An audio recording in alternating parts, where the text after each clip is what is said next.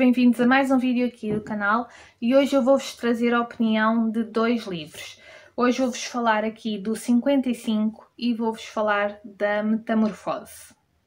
Eu vou começar por falar aqui do 55. Se não vos interessar, podem andar para a frente para ver depois a opinião da Metamorfose, mas vou começar aqui por este. Então, aqui o 55 passa-se numa pequena vila australiana. Uma vila pequena em que toda a gente se conhece e em que não há grandes crimes, não há assim, nada de espetacular e de especial a acontecer nessa pequena vila. Até ao momento em que entra na pequena esquadra um homem que se chama Gabriel e que diz que foi sequestrado por um homem chamado Hit, que foi torturado e que o sequestrador lhe disse que ele era a vítima 55. Ali o chefe da polícia e os outros agentes ficam muito chocados com aquilo, porque é uma vila tão pequena e não há assim... não há crimes praticamente naquela vila, e então ter um serial killer à solta e esta ser a vítima 55, eles têm que descobrir quais foram as outras vítimas e quem é que é então o assassino. Só que, entretanto, passado umas horas, entra outro homem na esquadra que diz que se chama It e que foi sequestrado, foi torturado por um homem chamado Gabriel, que disse que ele era a vítima número 55. Então temos a dúvida de quem é que é o assassino, qual deles é que está a dizer a verdade, quem é o assassino, quem é a vítima e quem é que são as outras vítimas, onde é que elas estão, o que é que lhes aconteceu. Como isto se passa nesta vila muito pequena, os agentes não são suficientes para investigar um caso destes e então aqui o chefe da polícia, que é o Chandler, tem que chamar os superiores a ele, os responsáveis daquela zona maior. Não sei agora como explicar, mas vocês percebem. E então esse responsável, esse superior dele, é um ex-amigo dele. E primeiro ele não quer chamar esta pessoa, porque há ali coisas mal resolvidas entre eles, mas ele tem mesmo que falar com os superiores e que informar estes casos e pedir reforços, pedir ajuda para conseguir passar tudo a pente fino e tentar então saber o que é que se passou aqui. Isso eu tenho a dizer que foi a parte mais chata do livro, esta parte desta quesilha entre estes dois homens, e vermos o passado deles, o que é que se passou entre eles, e isso é uma parte um bocado chata do livro. Apesar de haver partes do passado deles que são importantes, porque fala aqui quando eles os dois foram para a polícia, quando se tornaram polícias, e uma parte desse passado é importante para sabermos aqui depois outras partes da história e deste crime, mas a parte mais pessoal deles e da zanga deles e coisas ali entre eles, acho que torna-se muito repetitivo. Se calhar se fosse explicado só uma vez, ao de leve ou assim, mas aparece várias vezes e torna-se repetitivo e não traz nada de novo à história. Depois, em relação aqui a como tudo se desenrola, em relação ao crime em si, sabemos depois quem é que é o culpado, sabemos tudo, sabemos o que é que aconteceu, mas há outra coisa que acontece entretanto e que chegando ao final fica em aberto. Nós não sabemos qual é que foi o desfecho dessa situação. E eu não gosto disso nos livros. Eu não gosto de finais em abertos. Não gosto de finais em que temos que ser nós depois a ir pensar o que é que terá acontecido.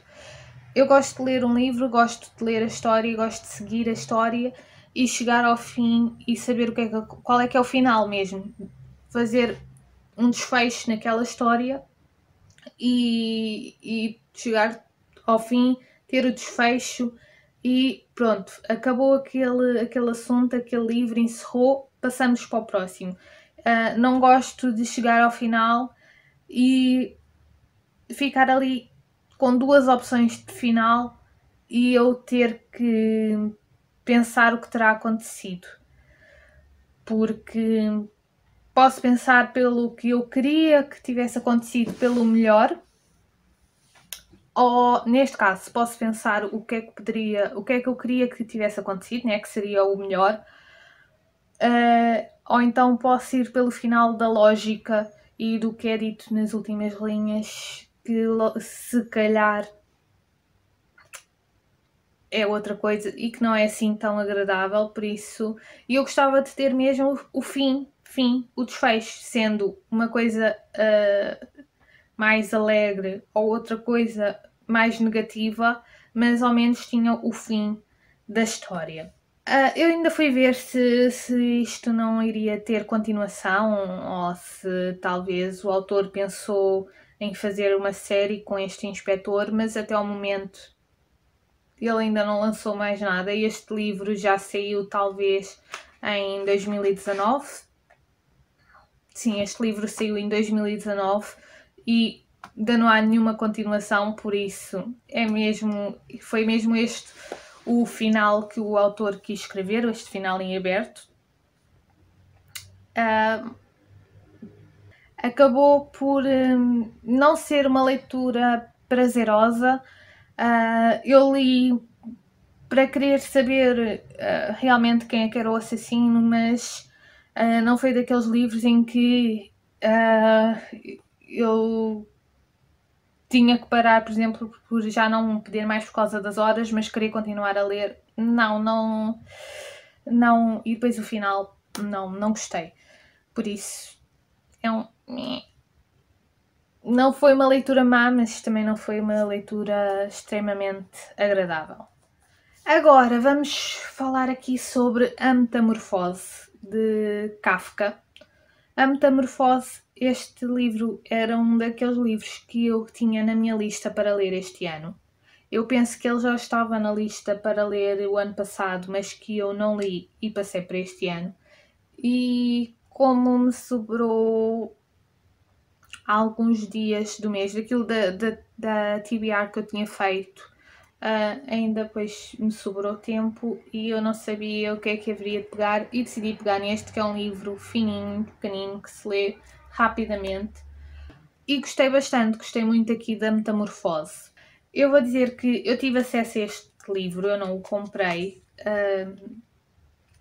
e se eu não tivesse tido acesso da forma que tive, da maneira que tive, eu acho que não o compraria. E realmente iria estar a perder um livro muito bom, porque eu acho que não o iria comprar se eu não tivesse tido acesso a ele, não era algo que eu iria procurar.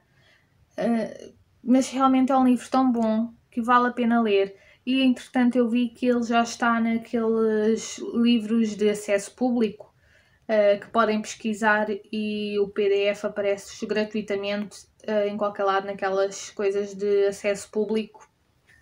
Já podem ter acesso a ele e quem puder, leia. Agora aqui sobre a história. Então nós acompanhamos, o livro começa logo com o protagonista, o Gregor, que acorda e ele tem que se preparar para ir apanhar o comboio, para ir para o trabalho, só que ele acorda e vê que está transformado num bicho. Pela descrição que é feita, nós vamos percebendo que possivelmente será uma barata gigante, um bicho assim desse género, feinho, mas grande, uma coisa gigante. E isso é algo aqui em todo o livro que é uma coisa estranha, né, que acontece, claro, obviamente, que não é explicado o porquê que acontece, que nós lemos o livro a querer uma explicação para isso, mas que mesmo não sendo explicado, o que eu senti é que depois chega uma altura em que, apesar de ser uma coisa que não tem sentido, nem é preciso uma explicação para ela. Toda a história que é feita à volta, tudo o que é feito aqui à volta, a explicação do porquê disto acontecer, o porquê dele ter acordado transformado neste bicho, não é importante. Não é necessário sabermos o porquê. Ora, ele, estando nesta situação, ele é o sustento da casa, é ele que trabalha e que mantém a casa para os pais e para a irmã. E ele nesta manhã, não saindo do quarto e não indo para o trabalho, começa a levantar ali algumas questões nos pais e até o chefe dele aparece para saber o que é que se passa, porque é que ele não está no comboio para ir fazer os negócios que tem a fazer. Ele é vendedor e porque é que ele não seguiu no comboio que tinha que sair. E quando ele consegue abrir a porta do quarto, é obviamente um grande choque para a família dele vê-lo nesta situação. Também não temos qualquer explicação deles, como é que eles perceberam, obviamente, que era o filho, o pensamento que vai na cabeça deles. Também não temos grande explicação para isso, mas mais uma vez, com tudo o que se passa aqui à volta, não é necessário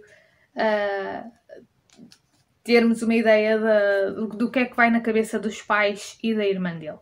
Este livro acaba por ter muitas metáforas sobre a sociedade, sobre como a sociedade vê as coisas, como é que a sociedade trata alguém que, enquanto ele era o sustento da casa, enquanto